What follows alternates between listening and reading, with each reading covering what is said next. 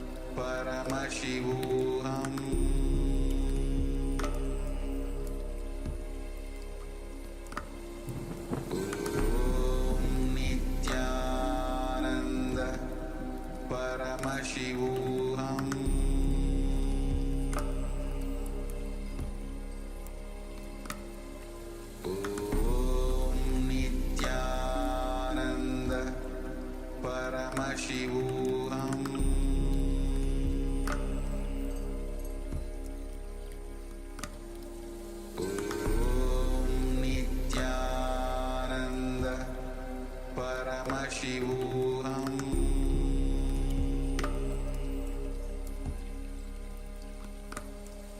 Om Nityananda Paramashivoham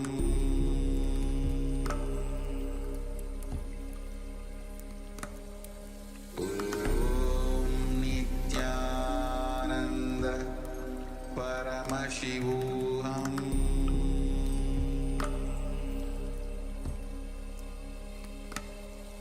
Om Nityananda Paramashivoham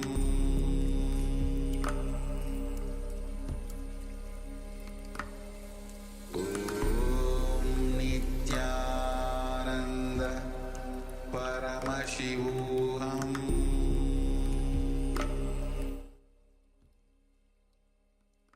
Yes, you can relax now.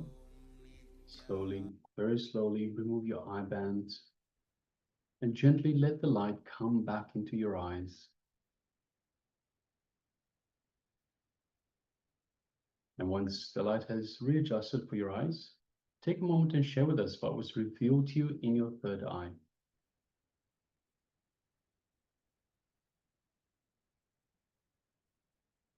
It's requesting everyone. We have Ma Sally Chan, we have Charmaine Muse, we have Ma Nitya Chidananda, we have Ma Paramashivoham, we have Ma Trinetrikananda, we have Ma Feng Aya, we have Srinitya Linkodvavan, Ma Mahasatya and Paramasatya, we have Ma Ananda Paramashakti, Ma Judy, and Ma Guitsu Jing. So requesting everyone, if you have taken part in this power manifestation, take a moment and share with us what was revealed to you in your third eye. So what was the details of the image that we displayed for you?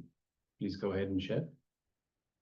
Even all the participants on the YouTube, you can also start sharing what Swamiji revealed to you as you're manifesting the power of third eye, seeing picture blindfolded. So please go ahead, take a comment and let us know. And all the persons on the YouTube, you can comment on the YouTube chat. We'll be attending to each of your comments.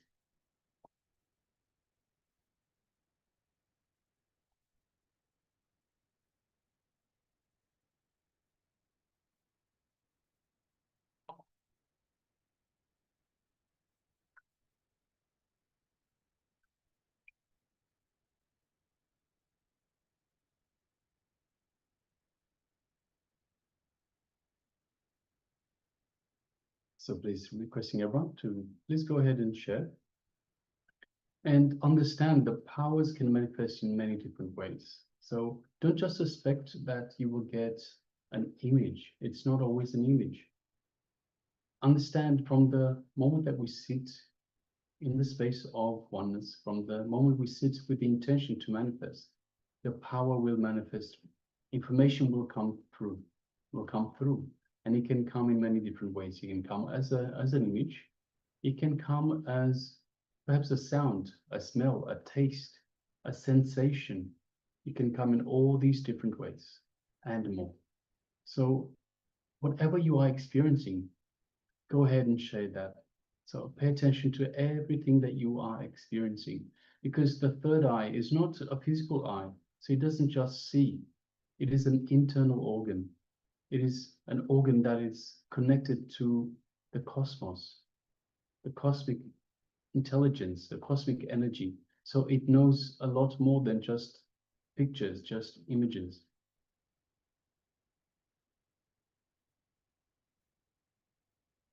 So please go ahead and share. And it's important also to trust. So trust that whatever you are being shown is what is, it is the super consciousness, the cosmic super consciousness that is manifesting through you. Again, from the moment that we open the gates towards the space of oneness with Paramashiva, space of oneness with Swamiji, we allow for the power to manifest through us, for the flood to come through. So trust in whatever you are being revealed, whatever is being revealed to you. And it's also important to understand that there is no such thing as not manifesting. So again, manifestation happens. It might not happen in the way you expect it, might not happen in the way that you are able to decipher just this moment, but with practice, through trust that you are being revealed, trust in your connection to the divine, this manifestation will get stronger, will get more powerful, will get more correct, and in the way that you can interpret it. So let's go ahead and share everything and anything that you have experienced in this power manifestation. Yes, please go ahead, take a moment and share.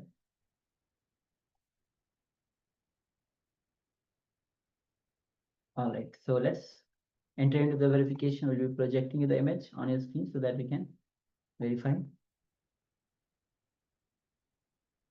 Yes, so this is the image. You can see it's just house apartments. You can see behind a big mountain, and just in front you can see the trees, the buildings with glass windows and hut kind of roof at the top. So yes, this is the scene that the picture that we had projected. If you have seen anything related to the whole picture itself, congratulate yourself. You have successfully manifested this power of third eye. All right. So with this now, we'll be entering into the next revelation by Swamiji. Actually, this is going to be a question and answer session on how the karma did start, how karma started. And Swamiji will be revealing on this very mysterious topic. So let's come to the space of listening as we enter into this revelation by Swamiji.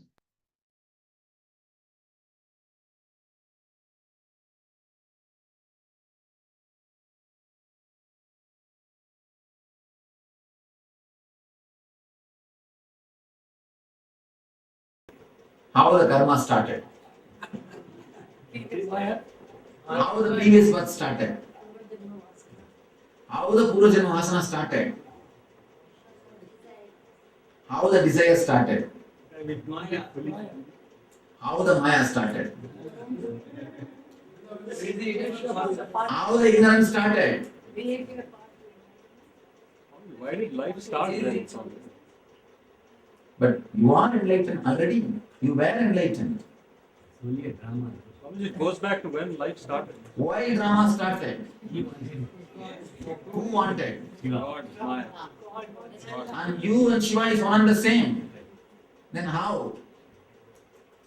Swamiji, if he knew that, How the delusion started? How the ignorance started? Why Shiva is playing? Swamiji, that is the He wants to amuse himself. So if you are Atman, you have all possible amusements. Why do you want some more amusements? Means you are bored. Then how can you say you are Atman? How can you say you are bliss? Then again the state which you are going to reach, you need some more amusement. Better carry some of your amusement things. It goes back to why is there even physical life? That is what? Why? That's what I am asking. To understand the Atman. Why should you understand? You are Atman. Why should you understand Atman? Experience the Atman. You were Atman earlier. Why should you experience? Why consciousness enters into you? Consciousness is supposed to be all-pervading, omnipotent, omniscient, omnipresent. It goes back to why there is individual consciousness and super consciousness. That is what? Why there is individual consciousness and super consciousness? Huh? Huh?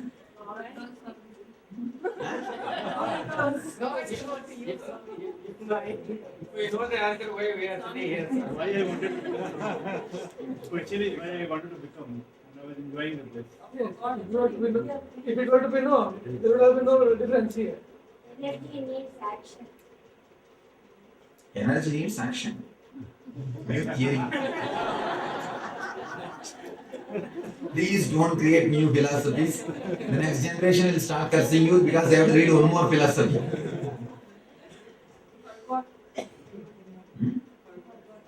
What you forgot? You scrambled there also.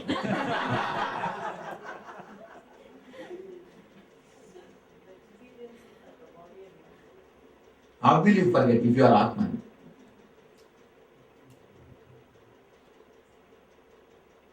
How will you forget if you are Atman? So you are basically Atman. But now you have suffering of body and mind. How you became body-mind? How can we enjoy that? How can we?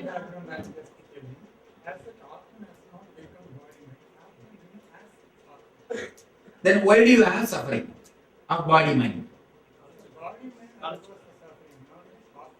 Okay, why do you suffer? If you are supposed to be Atman.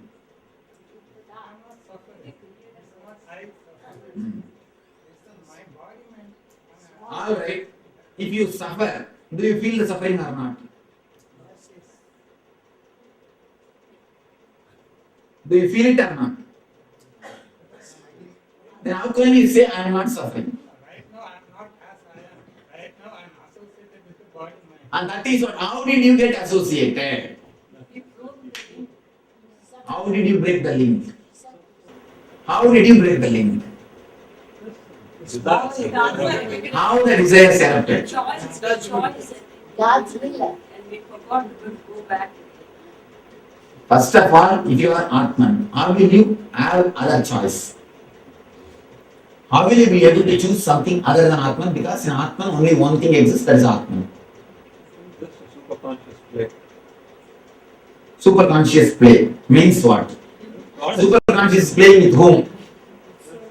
With itself. Huh? With itself. With yourself. How will you play with yourself? See, you have the capacity, the energy and consciousness is there, which creates so much of variety. So you say energy and consciousness two different things. No, they are together. I mean, you can't have separate, they are together and they create when they are together. And I think How can they be together and not separate? The togetherness means there must be two. Swami, it's like two sides of the same coin, Swami. Heads and tails is there. But in coin there is a two side. In Atman there is no two side.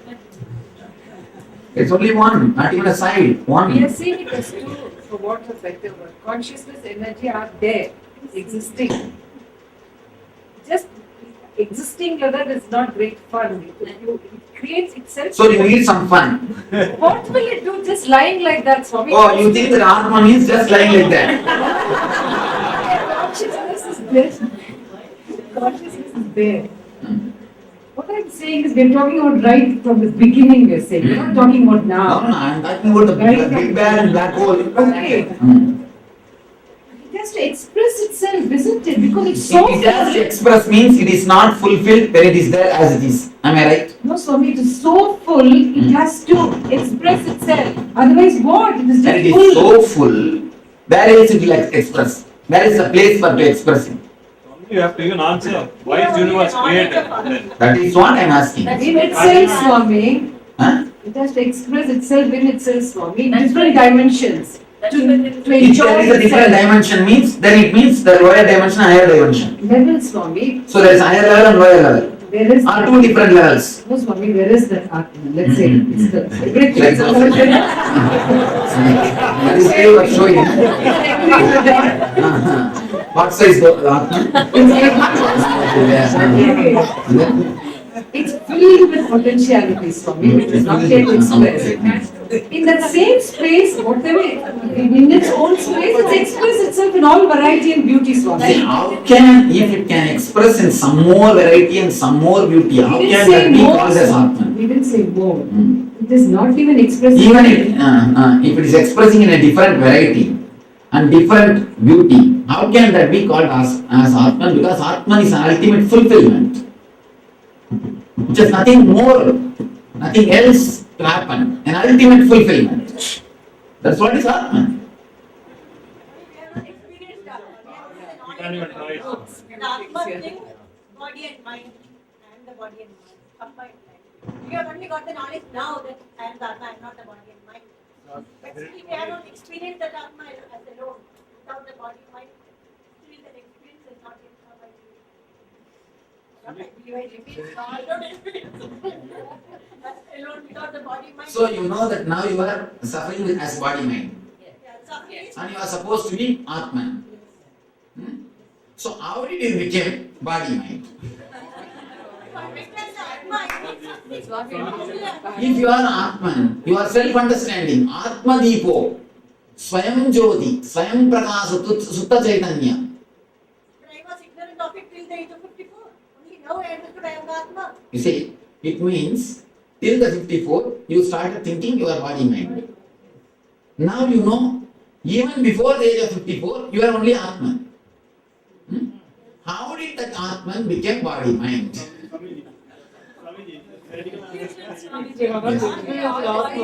Listen here.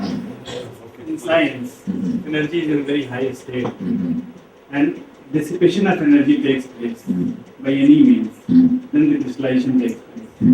Like you can take a That energy has got some place where it can dissipate or crystallize. But Atman has no gap.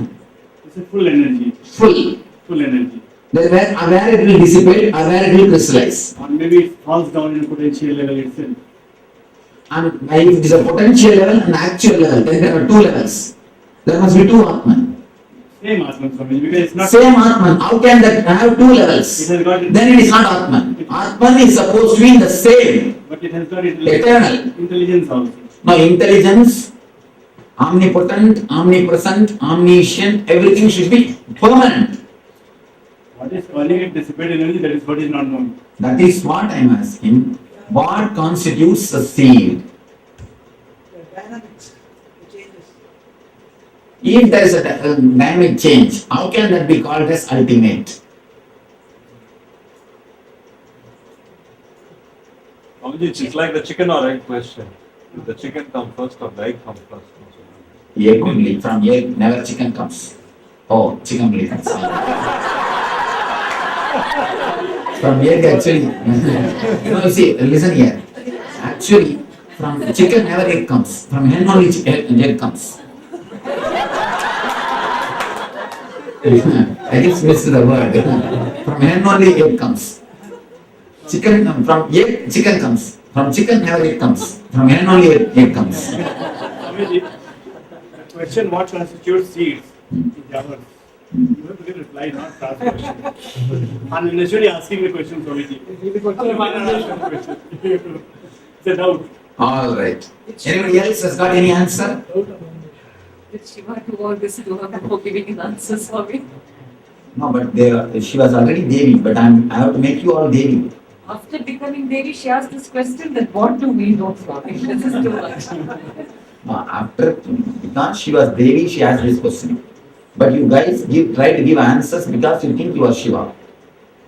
If you really felt that you are Devi, the moment I put this question, you would have said, no, we don't know, please answer. You should be very clear that you don't know.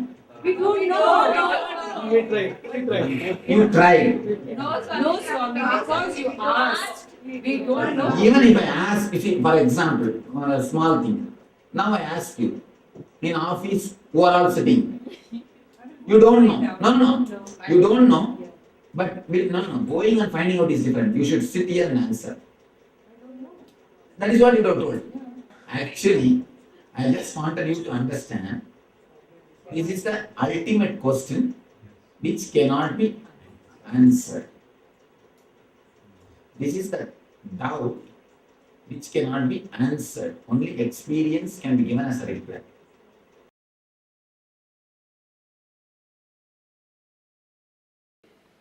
Mahadeva is gracing us as a bangle vendor.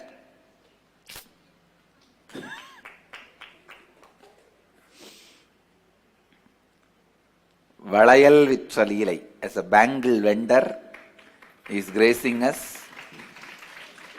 If he sells the bangle, who will not want to buy?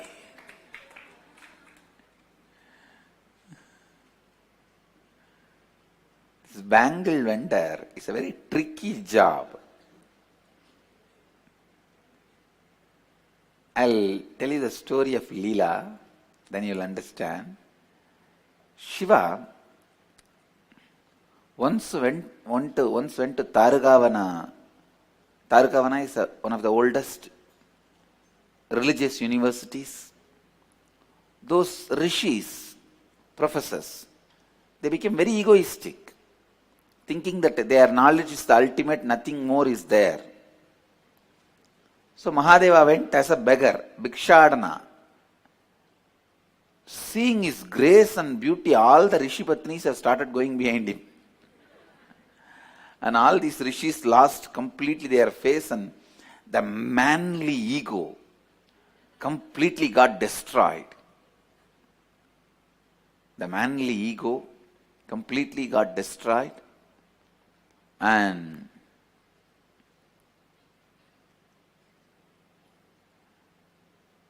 the women, they ran behind Mahadeva such a way, melting in his love and unable to tolerate the distance between him and them. The story says even they literally, physically, they started losing weight and all the bangles dropped from their hands. And the meghala, the hip belt dropped because they started becoming so lean, missing Mahadeva. So seeing this, all rishis got very angry and declared all their wives have lost chastity. And he cursed them, and the rishis cursed their wives, saying that you guys will be born in the merchant community in Madurai. And Rishi Patni said, all right, you do what you want, we will ask Mahadeva for remedy. Mahadeva says, all right, ask the same fellows who gave the curse. And Mahadeva revealed his identity and ordered the Tarugavana rishis to give the remedy. The rishis said, all right, and Shiva himself will come and put the bangles again for you guys. Then you will be liberated from the curse and come back. So Mahadeva comes down as a bangle vendor, and in the name of selling bangles and seeing the size, he puts the bangle for all those rishi patnis who have come down due to the curse of the rishis. Sundareshwara releases them from the curse. So, by the touch of Mahadeva, all those women, Rishi Patnis,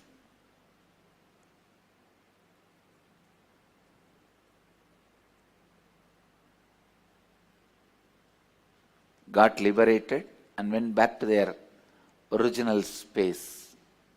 This is the 32nd Leela of Mahadeva in that 64.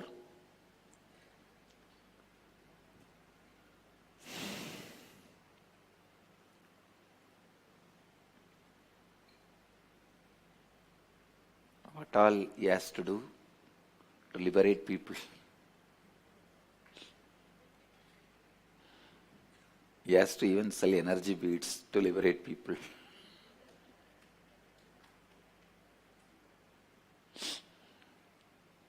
Sometimes people call him businessman. That is okay. He has to do what he has to do, for which he has to do.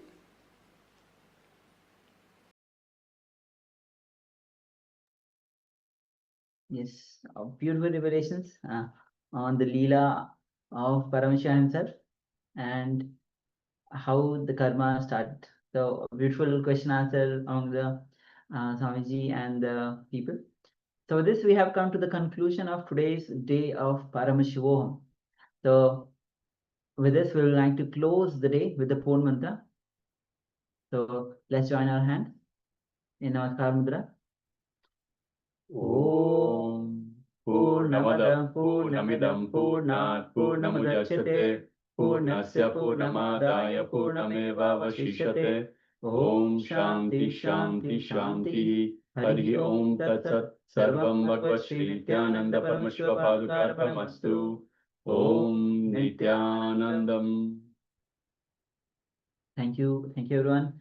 Nityanandam. Nityanandam, everyone. See you all again tomorrow. Yes, make sure that you join for all this starting sessions with the yoga. Thank you, Nityanandam.